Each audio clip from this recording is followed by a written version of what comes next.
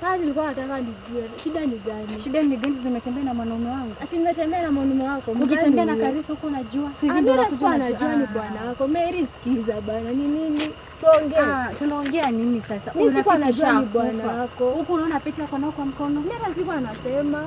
Sasa ndio unajua sasa Karisa. Hapana usikue. Sisi nimeshavunja kwangu unajua sasa sawa. Tunakuwa mabeste for long. Sisi urafiki gani? Urafiki gani yenye hata haina benefit?